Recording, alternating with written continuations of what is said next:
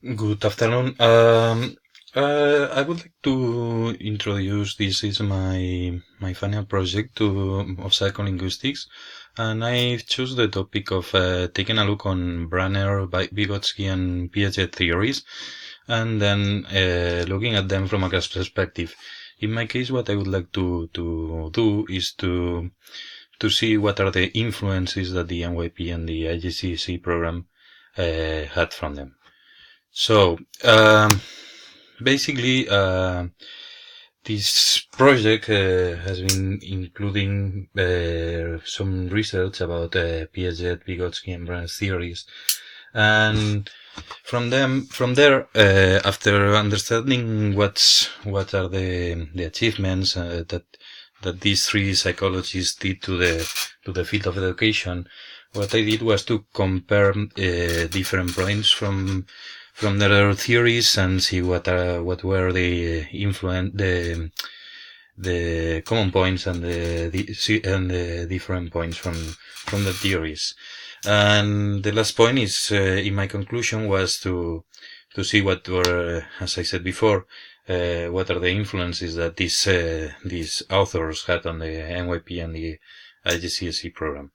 For that, I evaluated these few points that comes from the theories: constructivism, spiral organization, scaffolding, role of the teacher, differentiation, feedback, and grading, that are coming from the theories. And what I'm gonna do is to try to evaluate both, looking on my experience on working on these two programs.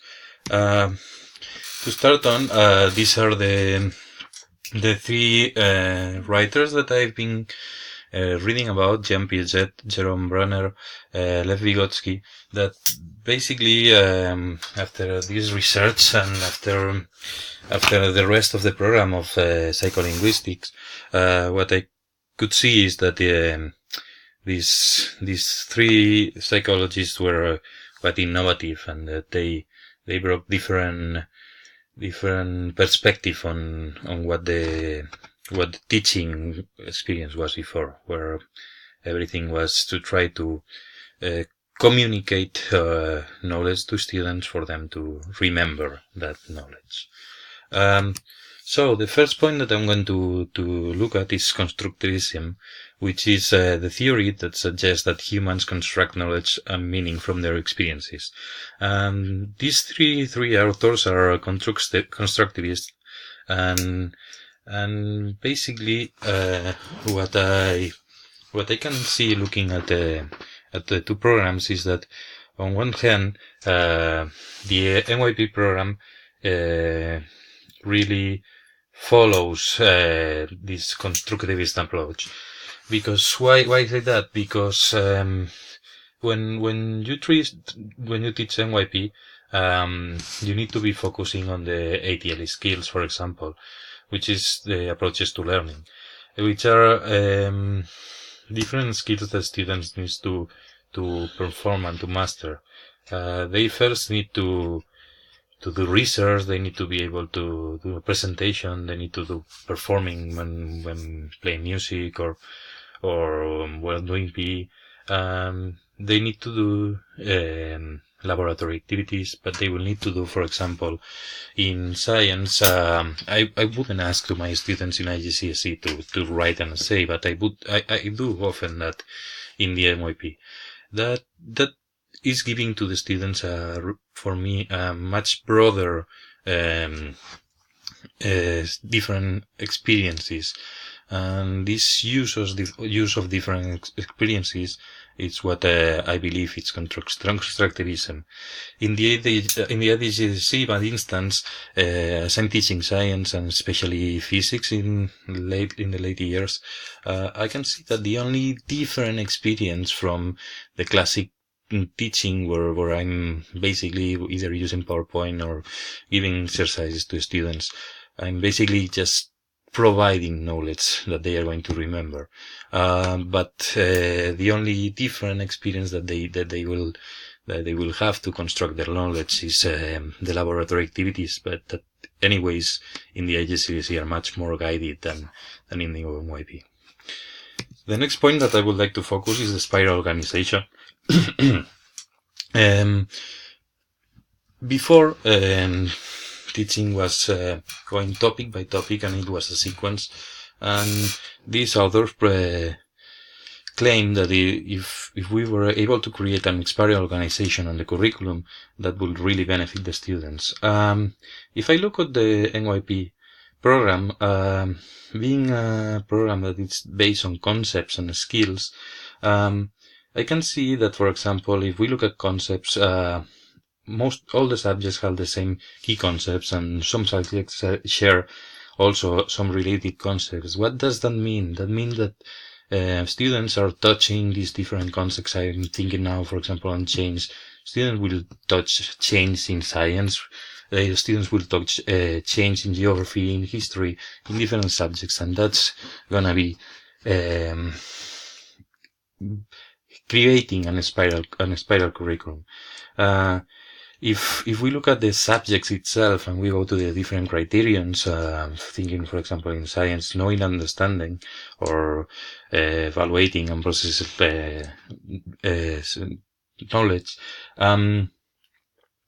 students in the NYB program are teachers are meant to assess twice at least every year, once every semester, each of the aims, each of the criterions in each subject in the MVP program. This means that apart from touching the concepts in the several subjects inside the same subject, they are going to be doing producing, for example, at least 2 labs plus the practice, at least 2 reflections on the impact of science, which is gonna be quite a lot. And anyways, I'm thinking on knowing and understanding.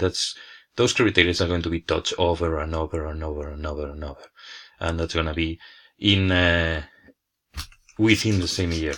If we think on the IGCSE, it is an spiral organization because, for example, I was teaching primary a few years ago in science, and I see that the same topic that they touch in grade 6 science, they will touch it in grade 8, and they will touch it again in grade 10, and they will touch it again in grade 12, and every time it's going to be expanding that new knowledge. So somehow it's a spiral organization, but let's say the turns of the spiral are farther because they will touch the same content every about 2-3 years maybe. Scaffolding is another of the key concepts that these psychologists introduce. I can see that in the NYP we are asked to use different strategies, different type of assessments, visuals. So that's the way that we can get information from our students, that moving back and forth of information, so we can give them the best teaching experience. In the IGCSE, for instance, yes, before to introduce a new topic, what we are going to do is to review a previous topic. I don't know, I'm thinking, for example, when I talk about the principle of conservation of energy in physics to the grade 10 students, what the books, what the syllabus is going to do is to go over, explain again what is gravitational potential energy, something that they already know from grade 8. But that's the only experience of activating previous knowledge that the IGCSE supports. While before starting an NYP unit, I will have a conversation, I will have a discussion with the class and trying to bring different perspectives from them.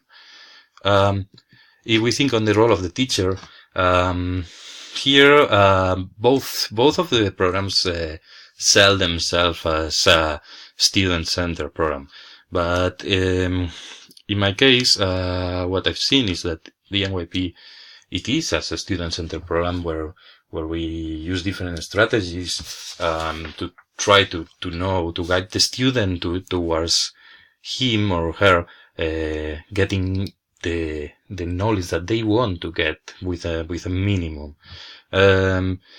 So the teacher in the case of the NYP is more like a guide. It's more like I don't know, I would say more like I don't know, something like a coach or a basketball coach, a soccer coach. A soccer coach it doesn't have the same view for students as a teacher. Soccer coach is someone that's part of the team, and it's gonna be a guide. It's more gonna be a support for the student. On the other hand, in the IGCSE, that's for me a much more classic approach, where I'm going to be lecturing, students are going to listen, and if I look at the example, for example, on the lab activities, while in the NYP I will say design an activity to do blah blah blah blah blah. In the IGCSE, what I'm going to do is to give a worksheet with steps that they need to follow in order to measure that point of blah blah blah. That's guiding much more. So that's why I say that in the IGCSE program, for me, it's a teacher-centered program. And the next point, it will be the differentiation. On the NYP, that's something that it shocked me when I had to prepare the first NYP unit for unit plan. I never consider, or I never had to consider in my planning differentiation before. And having it there and having to think before the unit in differentiation, in trying to see, okay, what kind of learners do I have? What kind of levels do I have? How can I stimulate a student who has a higher level than another? Or how can I make the most of everybody's experience? That's something that the NYP stimulates on teachers. While in the IGCSE, the only thing similar to differentiation that I can see is the different levels. So, for example, a student taking the IGCSE physics exam will be able to choose between core or extended. But that's not really an approach to differentiation, as it doesn't consider, for example, the different learners' approaches, like visual learner or different kind of learners that's not considering at all. And finally, I would like to talk about feedback and grading. The grading in IGCSE, it's about percentage. You get a 60%, you get a C. You get a 73%, you get a B. That's the classical approach. And what I can say is that this grading, and that's what the authors defend, is that this type of grading, it's creates frustration on students and creates a stress on students. And actually, what I see is that when I give an 85% or 70% or 50%, that grade is what is important. I always try to give feedback on my students, even when I teach IGCSE. But having these scores, it's usually what it makes is that the feedback is never read. On the NYP, for instance, what we do is to try to communicate whatever is what student can achieve already, and that's where the focus is. And then when the focus is already covered, what we'll try to communicate is to how to move from that achievement level to, from example, from describing some knowledge to how to explain what are the difference between describing and explaining, and that's where we will be focusing. So this is more or less my analysis from the different points, and what I can see clearly for me is that these